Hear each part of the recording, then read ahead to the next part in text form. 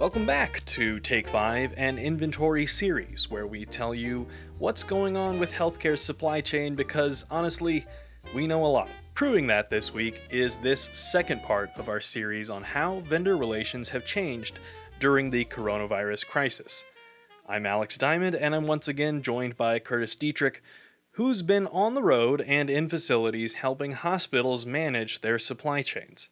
I asked him about what protocols are in place and what's changed about working as a vendor in a hospital. So far, we've only really engaged on site with a handful of customers. But even then, even within the same network, there have been variations in, even as you're going from department to department, depending on what that particular department group or person's concerns are. Everyone's trying to figure out what is um, necessary and sufficient.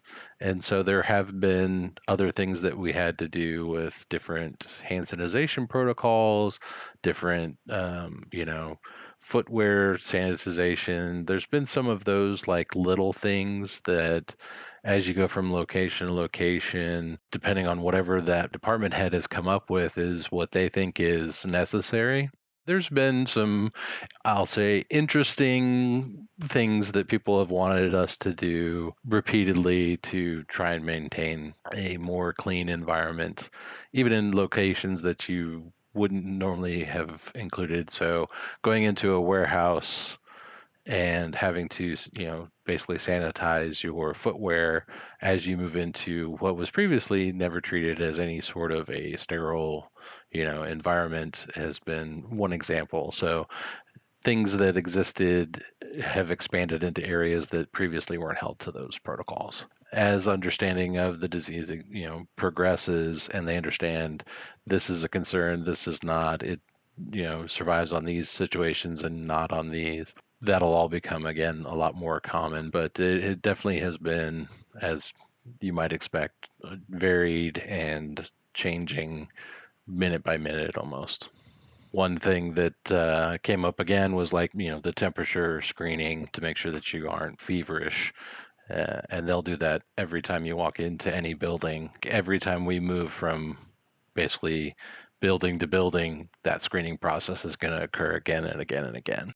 The most striking thing to me that has changed just in the social distancing world is no one really knows how to like begin and end conversations that used to be with a handshake. And so that's one thing that is kind of striking to me.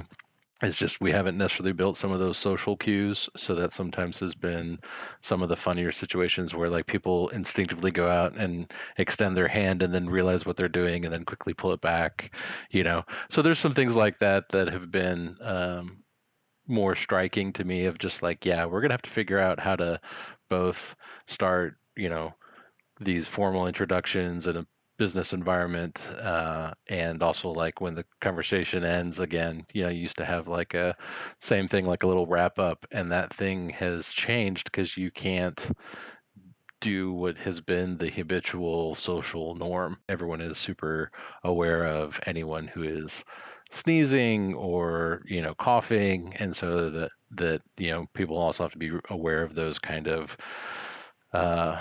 social anxiety pieces. And, we have in recent times had it to where somebody was just walking by and suddenly sneezed and everyone froze and just stopped and was like, what do I need to do? So there's things like that are a little striking that you don't think about it. You're not doing a new entrance procedure, you're not getting screened, and it's just you're in your normal day, and these kind of little moments that we always did out of habit have had to change. That's it for this week. Join us next time when we talk about how to bring about change, both social and functional, in a hospital setting. Take 5 is a production of Z5 Inventory. To see all of the sources and resources for this episode and more, visit z5inventory.com. That's the letter Z, the number 5, and the word inventory.com.